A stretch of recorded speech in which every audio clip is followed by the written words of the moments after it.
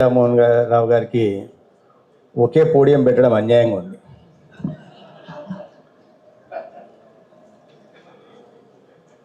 లేదు, just kidding. Principal secretary health, family welfare and medical education Suresh Kumar garu, గౌరవ శాసనసభ్యులు, ప్రధానంగా ఏ సమావేశంలో అయినా చాలా క్లుప్తంగా మాట్లాడుతుంటారు. వారు స్ట్రైట్గా క్లుప్తంగా మాట్లాడుతుంటారు. కానీ ఇవాళ తనకు నచ్చిన సబ్జెక్ట్ కాబట్టి చాలా విస్తారంగా టెక్నికాలిటీస్లోకి వెళ్ళి మాట్లాడారు. అటువంటి గౌరవ శాసనసభ్యులు గద్దె రామ్మోహన్ గారికి, డైరెక్టర్ సెకండరీ హెల్త్ చక్రధర్ గారికి, డిఎంఈ డాక్టర్ విశ్వవర్ధన్ గారికి, డైరెక్టర్ డిసిఏ పాండ్రంగ ప్రసాద్ గారికి, ఫార్మర్ డైరెక్టర్ డిసిఏ ప్రసాద్ గారికి, జేడి విజయశేఖర్ గారికి, అదేవిధంగా ఏపీఎంఎస్ఏడిసి సిఈ నెహ్రూ గారికి, ఇవాళ ఈ కార్యక్రమంలో పాల్గొంటున్న జేడీలు, ఏడీలు, డిఐలు, విశ్రాంత కొంతమందిని రిటైర్డ్ డిఐల్ని, సీనియర్ అధికారులు కూడా చూస్తున్నాను. హనుమంతరావు గారి పేరు ప్రధానంగా ప్రస్తావించారు వారు. అటువంటి దానికి మీద డిసిఏ సిబ్బందికి, పత్రికా మిత్రులకు అందరికీ నమస్కారం. చాలా సంతోషంగా ఉంది. స్టేట్ డ్రగ్స్ ల్యాబొరేటరీ, అదేవిధంగా హెడ్ క్వార్టర్స్ ఆఫీస్ని ప్రారంభించుకోవడం దాదాపు దశాబ్దం పైన కల. రాష్ట్ర విభజన జరిగి 12 సంవత్సరాలు అయితే ఇవాళకి ఒక ఆంధ్రప్రదేశ్కి ప్రత్యేకంగా టెంపరీగా స్టేట్ డ్రగ్ ల్యాబొరేటరీని ప్రారంభించుకున్నాం గతంలో. కానీ ఒక శాశ్వత భవనాన్ని, అదేవిధంగా అధికారికంగా పనులు నిర్వహించడానికి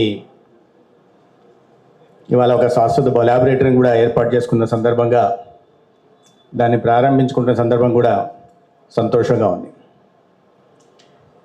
నేను ముందుగా ఈ సమావేశానికి ప్రిన్సిపల్ సెక్రటరీగా ఉంటున్న సురేష్ కుమార్ గారిని స్వాగతం పలుకుతున్నాను. ఎందుకంటే వారు మొన్ననే ఎఫ్ఐసి బాధ్యతలు తీసుకొని సింగపూర్లో, మలేషియాలో అధికారిక పర్యటనలో ఉండి విమానం దిగి నేరుగా ఈ కార్యక్రమానికి వచ్చేసారు.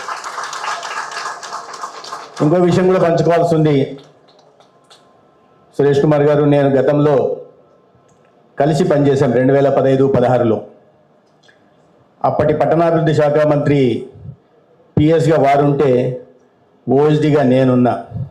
ఇవాళ మళ్ళీ 6-7 సంవత్సరాల తర్వాత మళ్ళీ ఇద్దరం కలిసి పనిచేసే అవకాశం కూడా కలిగింది. బట్ యాజ్ ఈ rightly observed, ensuring availability of quality drugs, preventing spurious drugs, sale of drugs as per the rules, and also sale of the drugs against the prescription of the medical practitioner is very important for the health of the people. That's where DCA comes into the picture, plays an important role, mandated with taking up the responsibility of protecting the health of the people. ఇంత ముఖ్యమైన DC అంటే ప్రజల ప్రాణాలని సంరక్షించే బాధ్యత drug control అడ్మినిస్ట్రేషన్కి ఉంది. ఎందుకంటే నాణ్యమైన మందులు లేకపోతే దాని ప్రభావం ఆరోగ్యం మీద పడుతుంది. అదేవిధంగా నిబంధనలకు లోబడి మందుల పంపిణీ జరగకపోయినా, మార్కెట్లో లభ్యత లేకపోయినా దాని దుష్పరిణామాలు కూడా ఉంటాయన్న విషయం కూడా మన అందరికీ తెలిసిందే. అయితే ప్రిన్సిపల్ సెక్రటరీ గారు చెప్పారు, చాలా దురదృష్టకరం, చాలా సంవత్సరాల తర్వాత మనం ప్రారంభించుకున్నాం దీన్ని అని.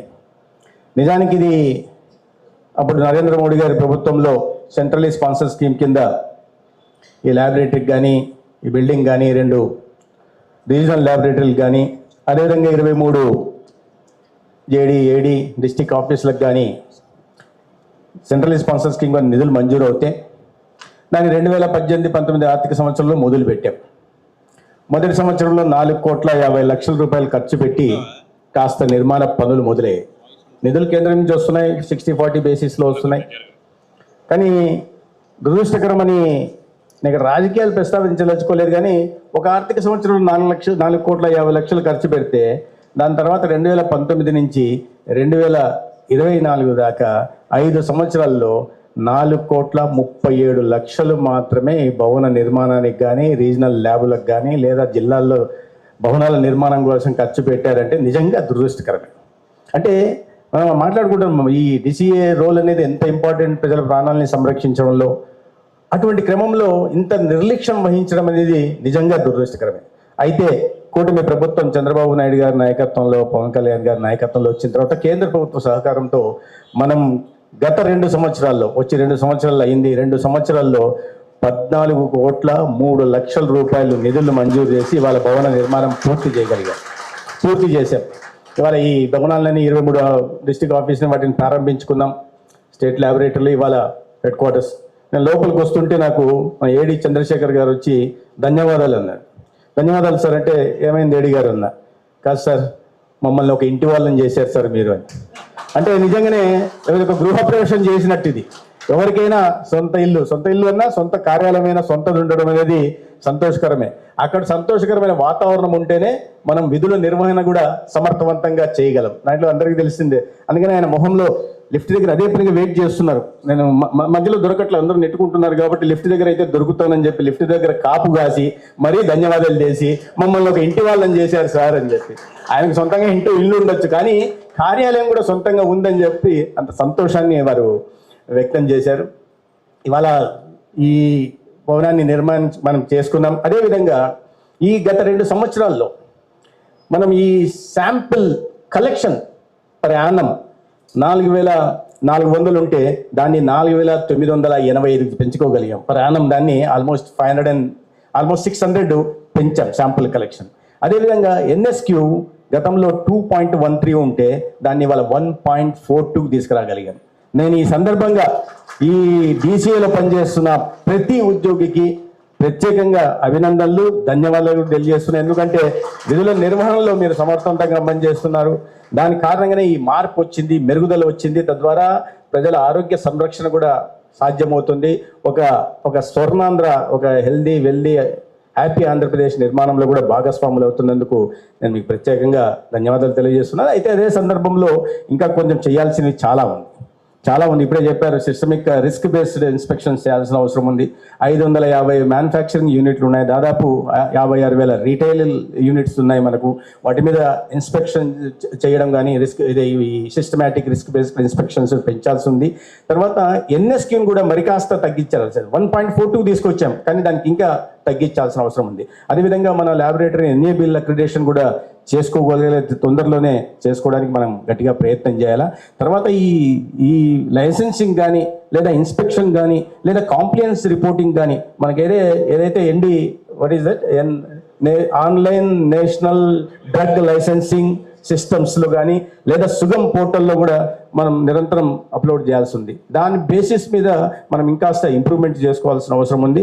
నేను ఈ సందర్భంగా చెప్తున్న డీసీఏలకు అందరికీ కూడా, డీసీలో పనిచేస్తున్న ప్రతి ఒక్కరి డిఐల దగ్గర నుంచి పై అధికారుల దాకా ప్రతి ఒక్కరికి మీకు పర్ఫార్మెన్స్ అసెస్మెంట్ జరుగుతూ ఉంటుంది. మీకు తెలియదు పర్ఫార్మెన్స్ అసెస్మెంట్ జరుగుతుందన్న విషయం కూడా. దాని కారణంగా మీకు అవార్డులు ఉంటాయి, మంచి పర్ఫార్మెన్స్ ఉన్న వాళ్ళకి అవార్డులు, రివార్డులు ఉంటాయి. అదేవిధంగా పర్ఫార్మెన్స్ సరిగా లేకపోతే దాని కారణంగా ఇబ్బందులు కూడా ఉంటాయి. ప్రజల్లో కూడా మనం బాగా పనిచేస్తున్నాం కాదనలేదు, కానీ ప్రజల్లో ఇంకా కొన్ని మన మీద ఆరోపణలు వస్తుంటాయి, మీడియాలో కూడా నిరంతరం వస్తూ ఉంటాయి. దాంట్లో కొంచెం వాస్తవం ఉండొచ్చు, 20% వాస్తవం అవాస్తవం కావచ్చు, కానీ 20% వాస్తవం ఉండే అవకాశం కూడా ఉంది. అటువంటి అవకాశాన్ని మనం మీడియాకి కానీ ప్రజలకు కూడా ఇవ్వకుండా ఉండాల్సిన అవసరం ఉంది. అదే సందర్భంలో ప్రభుత్వం ఒకవైపు మిమ్మల్ని మీరు చేస్తున్న పనిని సమర్థిస్తూనే, అభినందిస్తూనే, ఎక్కడైనా ఏదైనా ఉదాసీనత ఉంటే మాత్రం ఉపేక్షించదన్న విషయాన్ని కూడా గుర్తుపెట్టుకోవాల్సి ఉంది. ఎందుకంటే మనం ఇవాళ పబ్లిక్ సర్వెంట్స్గా వచ్చాం, ప్రజలకు జవాబుదారీ, మనం we are accountable to the people.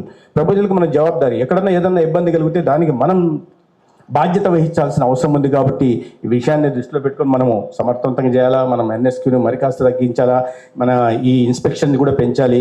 మనం 6,000 ఇప్పుడు ఇవాళ మీకు ఇంత ముందులా కంప్లైంట్ చేయడానికి లేదు. ఆఫీస్ 6,000 ఎస్ఎఫ్టీ మాత్రమే ఉన్నింది. ఇవాళ అది 33,000 ఎస్ఎఫ్టీ మీకు ఆఫీస్ కానీ ల్యాబొరేటరీ కానీ వచ్చింది. టోటల్గా మనకు చిన్న చిన్న భవనాల్లో పనిచేయాల్సిన పరిస్థితి ఉండింది. ఇవాళ అక్రాస్ ది స్టేట్ అన్ని డిస్టిక్లు అన్ని ఆఫీసులు కలిపి 55,000 చదరపు అడుగుల ఎస్ఎఫ్టీ చదరపు అడుగుల కార్యాలయాలు కూడా మనకు వచ్చాయి. ఇప్పుడు సొంత కార్యాలయం వచ్చింది, సొంత ల్యాబొరేటరీలు వస్తున్నాయి. దీనికి అనుగుణంగా మనం పనిచేయాల్సి ఉంది. గతంలో ఇంకా ఉన్నాయి, కొరతలు ఉన్నాయి, నేను కాదనలేదు. ఇవాళ టెక్నికల్ స్టాఫ్ మనకు 24 మందే ఉన్నారు. మనం ఎక్కువ ఇన్స్పెక్షన్స్ పెంచాలి, ఇన్స్పెక్షన్లు ఎక్కువ చేయాలంటే టెక్నికల్ స్టాఫ్ అవసరం ఉంది. దానికోసం మనం ప్రధానంగా ప్రభుత్వం దృష్టి తీసుకెళ్ళి ముఖ్యమంత్రి గారి దృష్టికి తీసుకెళ్ళడం కూడా జరిగింది. 56 మందిని అదనంగా, నేను ఇప్పుడే ప్రిన్సిపల్ సెక్రటరీ గారితో చెప్తున్నా, కొన్ని ఇష్యూస్ ఉన్నాయండి, మనకు ఫైనాన్స్ దగ్గర స్టక్ అయి ఉన్నాయి, వాటిని ఫాలోఅప్ చేయాల్సిన అవసరం ఉంది. వాటిని శాంక్షన్ చేసుకుని రిక్రూట్మెంట్ తొందరగా చేసి మరింత పటిష్టపరచాలా DCAని. తద్వారా ప్రజల ఆరోగ్య సంరక్షణ పట్ల కూడా మనం బాధ్యత వహించడానికి అవకాశం ఉంటుంది. అదేవిధంగా I also understand the transportation issues. మీకు ఇంటర్ డిస్ట్రిక్ట్ ట్రాన్స్పోర్టేషన్ ఇష్యూస్ ఉన్నాయి. వెహికల్స్ పోవాలా, ఇన్స్పెక్షన్స్ పోవాలా, టార్గెట్స్ ఉన్నాయి. ఆ టార్గెట్స్ రీచ్ కావాలంటే కూడా కొన్ని ప్రాక్టికల్ ప్రాబ్లమ్స్ ఉన్నాయి, నేను కాదనలేదు. బికాజ్ మేము కొన్ని వారసత్వంగా వచ్చిన సమస్యలు కూడా ఉన్నాయి. వాటిని కూడా తీర్చడానికి ప్రభుత్వం నుంచి ఖచ్చితంగా ప్రయత్నం చేస్తాం. రెండో వైపు ఎన్ఫోర్స్మెంట్ విషయంలో ఎక్కడ కూడా విమర్శలకు అవకాశం లేకుండా ఎన్ఫోర్స్మెంట్ విషయంలో కూడా జాగ్రత్త వహించాల్సి ఉంది. ఇక రెండో విషయాన్ని కూడా మనం ప్రధానంగా ప్రస్తావించుకోవాలి. ఎన్ఫోర్స్మెంట్ వచ్చినప్పుడు ఇవాళ IPM స్టేట్ ఫుడ్ ల్యాబొరేటరీస్ కూడా మన సంబంధం లేకపోవచ్చు, కానీ అప్రస్తుతం కావచ్చు, కానీ ఇవాళ కూటమి ప్రభుత్వం వచ్చిన తర్వాత 5 స్టేట్ ఫుడ్ ల్యాబొరేటరీస్కి 5 సంవత్సరాల్లో ఈ స్టేట్ ఫుడ్ ల్యాబొరేటరీ, అది కూడా మన government of India central sponsor scheme కిందే ఉంది. మనం FSSAIతో MOU కూడా చేసుకున్నాం. దాని అనుగుణంగా మనం ఇవాళ నిధులు తెచ్చుకోగలుగుతాం. 5 సంవత్సరాల్లో 60 కోట్లు మాత్రమే ఖర్చు పెడితే, గత 2 సంవత్సరాల్లో స్టేట్ ఫుడ్ ల్యాబొరేటరీ కన్స్ట్రక్షన్ పూర్తి చేయడానికి 58 కోట్లు, అంటే 5 ఏళ్లలో పెట్టిన మొత్తాన్ని 2 సంవత్సరాల్లో పెట్టగలిగాం. దాని కారణంగా ఇవాళ విశాఖపట్నంలో స్టేట్ ఫుడ్ ల్యాబొరేటరీ రెడీ అయిపోయింది. అదేవిధంగా ఈ తిరుమలలో మీకు ప్రధానంగా తిరుమల యాక్చువల్ మన దీంట్లో లేదు, కానీ ఈ నెయ్యమైన వచ్చిన విమర్శల నేపథ్యంలో తిరుమలలో కూడా ఒక ల్యాబ్ని మనము స్టేట్ ఫుడ్ ల్యాబొరేటరీని చేసుకున్నాం. అదేవిధంగా గుంటూరులో కూడా పూర్తిగా గుంటూరు, తిరుపతి నెక్స్ట్ ప్రాబబ్లీ ఈ ఫైనాన్షియల్ ఇయర్లోనే పూర్తి చేయాలని లక్ష్యంగా పెట్టుకున్నాం. కర్నూలు ఫుడ్ ల్యాబొరేటరీని కూడా నోటిఫై చేయడం జరిగింది. దాన్ని కూడా వచ్చే సంవత్సరం పూర్తి చేస్తాం. ఇప్పుడు కూడా మనం రాష్ట్ర విభజన జరిగిన తర్వాత ఇన్ని సంవత్సరాల తర్వాత కూడా మనం ఫుడ్ శాంపిల్స్ తీసుకురావాలంటే తీసుకెళ్ళి హైదరాబాద్కో లేదా ప్రైవేట్ ల్యాబొరేటరీకో తీసుకోవాల్సిన దౌర్భాగ్యకర పరిస్థితి ఉంది. ఇవాళ ఆ పరిస్థితిని అధిగమించుతూ తిరుమలలో ఒక ల్యాబ్ పెట్టడం, విశాఖపట్నంలో ఇంకో ల్యాబ్ని పూర్తి చేశాం.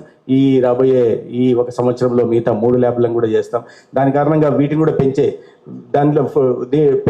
ప్రయత్నం చేస్తాం. ఇప్పుడు FBOs కూడా ఫుడ్ సేఫ్టీ విషయంలో ఈ food beverage operators, business operators ఎవరైతే ఉన్నారో లైసెన్సింగ్ గతంలో 23,000 ఉంటే ఇవాళ దాని సంఖ్యను దాదాపు 30,000 దాకా తీసుకెళ్ళగలిగాం. రిజిస్ట్రేషన్స్ 29,000 ఉంటే దాన్ని 46,000 దాకా తీసుకెళ్ళాం. అంటే ఈ ఎన్ఫోర్స్మెంట్ విషయంలో DCA మన మినిస్ట్రీలో సంబంధించి ఈ IPM రెండు చాలా సమర్థవంతంగా పనిచేయాల్సిన అవసరం ఉంది. ఈ ల్యాబొరేటరీలు పూర్తయిన తర్వాత మనం ఇప్పుడు శాంపిల్స్, ఈ ఫుడ్ శాంపిల్స్ 17,500 మన స్టేట్లోనే చేసుకోవడానికి అవకాశం ఉంది. వాటర్ శాంపిల్స్ 60,000 చేసుకోవడానికి అవకాశం ఉంది. ఇవన్నీ కూడా ఈ ఎన్ఫోర్స్మెంట్ విషయంలో జాగ్రత్తగా ఉండాలా. ఈ అడ్జుడికేషన్ కేసెస్ అయితే గతంతో పోలిస్తే సంవత్సరానికి 312 జరుగుతుంటే ఇవాళ మనం దాన్ని 360కి అడ్జుడికేటింగ్ కేసెస్ని పెంచగలిగాం. క్రిమినల్ కేసెస్ని 96 ఉంటుంటే దాన్ని 161కి తీసుకెళ్ళాం. అంటే ఆల్మోస్ట్ డబుల్ చేయగలిగాం. సో ఇవన్నీ ఈ ఎన్ఫోర్స్మెంట్ వింగ్లలో పనిచేస్తున్న DCAకి కానీ లేదా IPM కానీ నేను ప్రత్యేకంగా అభినందనలు తెలియజేస్తున్నాను. దీన్ని ఇలాగే కొనసాగించాల్సి ఉంది. ప్రజల ఆరోగ్య సంరక్షణ మన బాధ్యత. ప్రభుత్వం ముఖ్యంగా ముఖ్యమంత్రి చంద్రబాబు నాయుడు గారు ఈ విషయంలో, అందుకనే వారు ఇచ్చిన ఇది కూడా స్వర్ణాంధ్ర మనకు టార్గెట్ పెడితే 2047కి by the time we celebrate centenary independence, మన టార్గెట్ ఇచ్చిన దాంట్లో హెల్త్కు ప్రాధాన్యత ఇచ్చారు. స్వర్ణాంధ్ర నిర్మాణం జరగాల. స్వర్ణాంధ్ర ఎలా ఉండాలి? ఆ రోజు ఒక హెల్దీ, వెల్దీ, హ్యాపీ, ఒక సంతోషకరమైన, ఒక సుసంపన్నమైన, ఒక హెల్దీ, ఆరోగ్యవంతమైన, సుసంపన్నమైన, సంతోషకరమైన ఆంధ్రప్రదేశ్ నిర్మాణం జరగాల. నేను ఎప్పుడే కంపేరింగ్ చేస్తున్నా, మీ పేరేంటమ్మా? రజనీ గారు చెప్తున్నారు దీనికి పరస్పర సహకారం అని. పరస్పర సహకారం కాదు, మనం సమిష్టి కృషి కారణంగా ఇవి సాధించడానికి అవకాశం ఉంది. దీంట్లో మనం అందరం ఒక ఆరోగ్య ఆంధ్రప్రదేశ్ నిర్మించాలనేది ఒక యజ్ఞం అయితే, ఆ యజ్ఞంలో మనం అందరం సైనికులుగా పనిచేయాల్సిన అవసరం ఉంది. ఈ సందర్భంగా మరొకసారి ఈ కార్యక్రమంలో పాల్గొనే అవకాశం కలిగినందుకు నేను ధన్యవాదాలు చేసుకుంటూ, ఇవాళ డైరెక్టర్ గారికి స్పెషల్ టార్గెట్లు ఉంటాయి, మీకు ఎన్ఎస్కు తగ్గించుకోవాల్సి ఉంది, ఈ ల్యాబొరేటరీని ఎన్ఏబిఎల్ అక్రిడేషన్ తొందరగా తెచ్చుకునే ప్రయత్నం చేయాల్సి ఉంది, తర్వాత మరింత సమర్థవంతంగా ఈ ఇన్స్పెక్షన్స్ కానీ తర్వాత కాంప్లైన్స్ రిపోర్టింగ్ కానీ జరగాల్సినవి ఉంది. ఇవన్నీ కూడా తీసుకుంటారని ఈ సందర్భంగా తెలియజేసుకుంటూ, మరొకసారి మీ అందరినీ కలిసే అవకాశం కలిగించినందుకు ధన్యవాదాలు తెలియజేసుకుంటూ సెలవు తీసుకుంటాను.